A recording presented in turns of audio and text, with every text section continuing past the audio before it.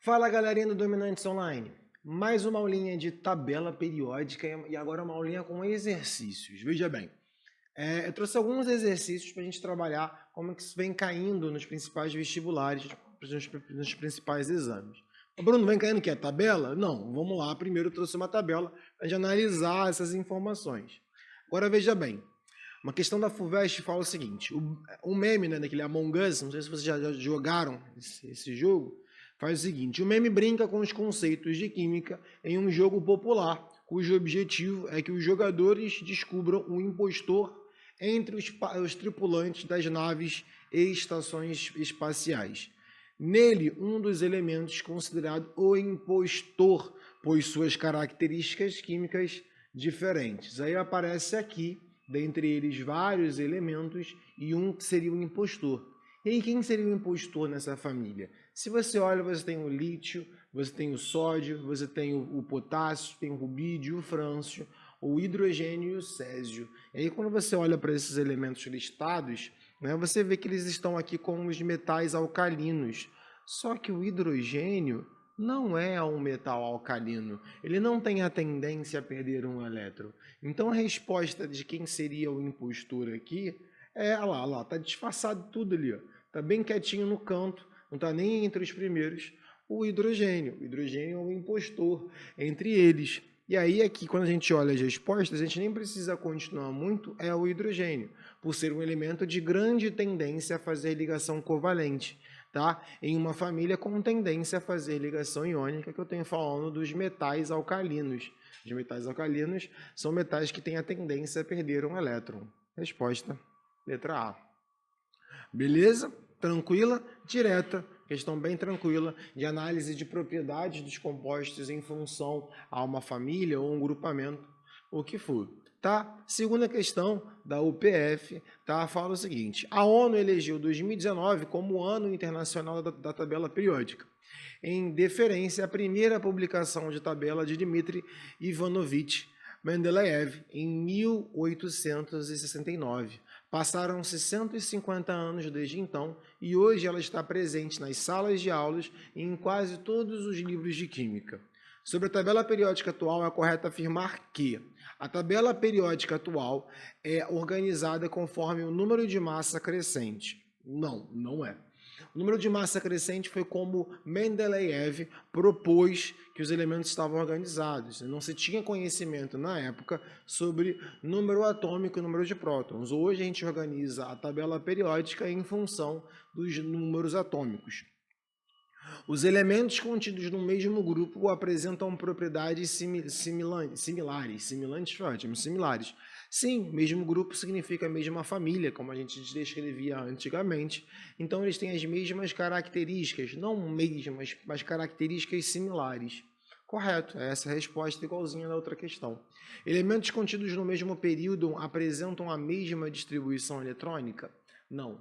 Elementos que pertencem ao mesmo período, lembrando que período, meu povo, é a linha horizontal, significam que tem a mesma camada. Então, todos os elementos do terceiro período têm a sua distribuição eletrônica com 3 camadas. Né? A terceira camada como camada de valência, mas fora isso não. Tá? Os elementos do grupo 1 são conhecidos como os metais alcalinos e são encontrados na natureza na forma de substâncias elementares simples. Tava tudo bonitinho, lembrando que não pode ser hidrogênio, até o final.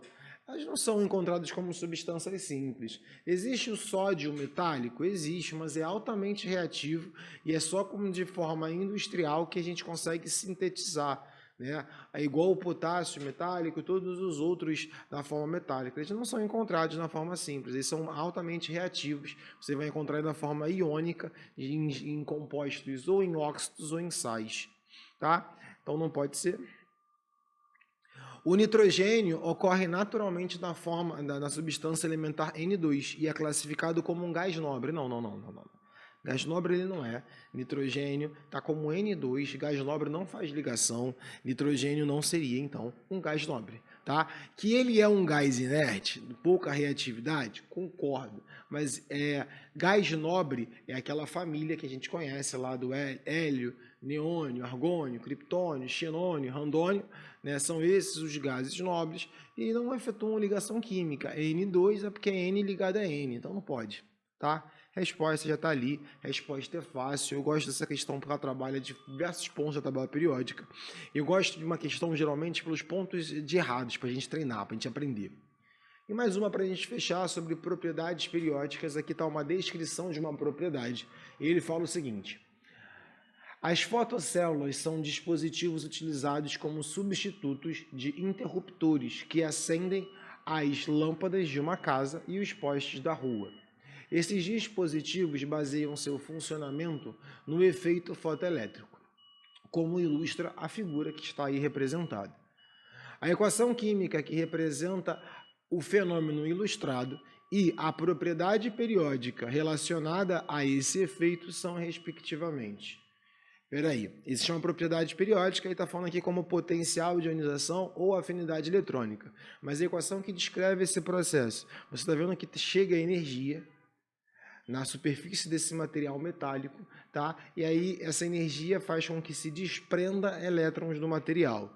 Então, você tem energia chegando, essas setinhas curvas são uma representação da energia, e você tem a saída de elétrons. Então, aqui, ó, eu tenho isso e isso. E aí eu posso pensar isso como potencial de ionização, ou eu posso trabalhar isso como afinidade eletrônica. Mas as respostas estruturadas são essas duas. Qual dos dois está certo? Potencial de ionização é a energia necessária, né, para que você... não é que arranque é um termo muito feio, muito fácil de sair, mas que ocorra a saída de um mol de elétrons, de um mol de átomos no sistema gasoso. É essa a definição. Potencial de ionização é para a formação de cátion, tá? É para a formação de cátion. Aqui, ó. Agora, se você tem afinidade eletrônica, é o oposto. A afinidade eletrônica é a energia liberada por um átomo a partir do momento que ele ganha um elétron. Ele fica estável ou que ele ganha um elétron. Ok? Tranquilo? Alguns átomos, quando ganham elétrons, atingem o octeto, né?